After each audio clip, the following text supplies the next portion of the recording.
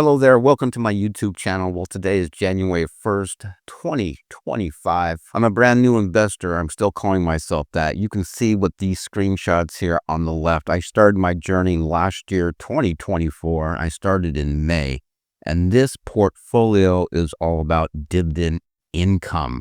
You can see I started making $15 a month in May of 2024, and you can see my progression all the way through the end of last year. I ended up the year with $5,182 of dividend income. And for this month, January of 2025, I'm projecting $1,114 as of today.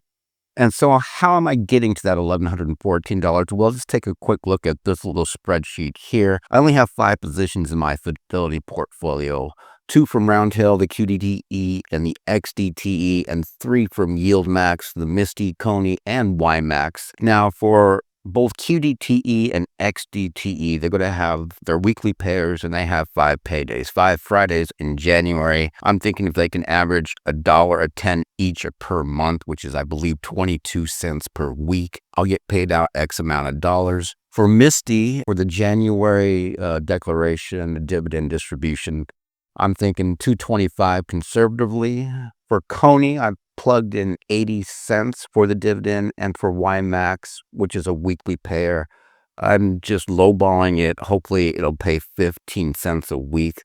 I don't know if it's paying 4 or 5 times in January. I'm just sticking with 4 times. I haven't even looked yet. So if you do that, I'm going to get $1,114. But again, I'll be increasing these positions little by little in January. So this might creep up, hopefully closer to $1,200. So what's my overall goal for this dividend portfolio? Well, I'm 53 years old, and I'm looking long-term just to supplement my income as I get older. I'm thinking by the time I'm 60, so about 6.5 to 7 years from now, hopefully I can pull in about $10,000 a month of dividend income. And for me, again, just to supplement retirement as I age out.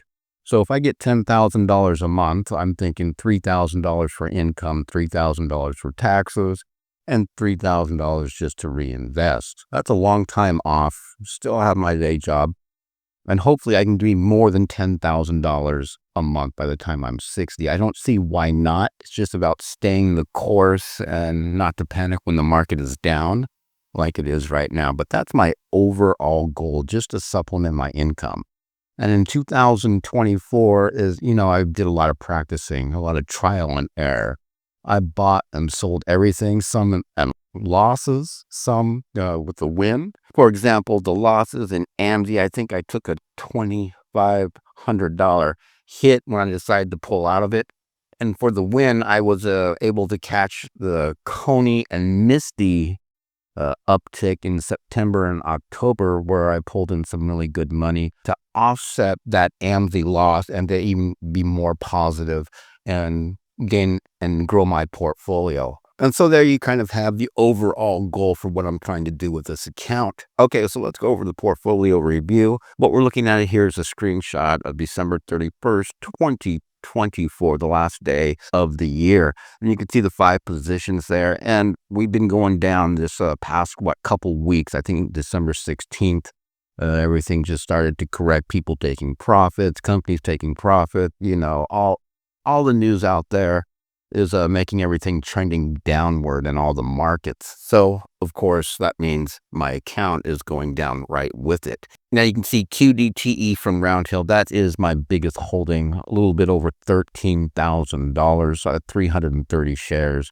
My next biggest holding is XDTE from Roundhill at about $8,500, and you can see my 3 YieldMax funds. And with this screenshot, this is the total gain or loss for each position. And focusing on the Roundhill funds, the QDTE and the XDTE, before in early December, these were up 4 and 3% respectively, the Q and the X. And you can see now the QDTE is down about 5% with the markets being down, and also those big distributions that they have in the 80 cents range.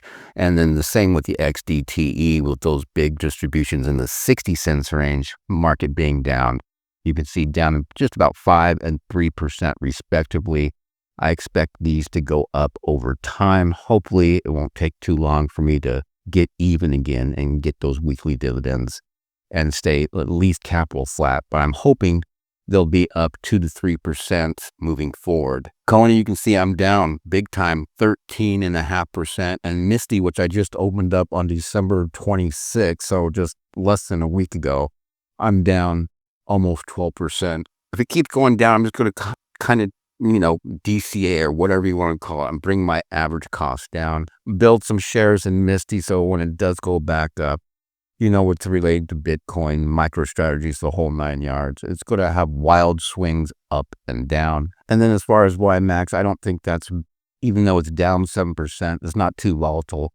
I only have the 200 shares, so it'd be easy for me to DCA that, throw some money in and bring my average cost down and watch that go back up. And if you look at the top left, you can see my buying power still. I am in margin, obviously. Still have close to $15,000 of buying power, kind of holding steady and decide what I'm going to do with the rest of that margin, because I do want to use margin to help with these gains.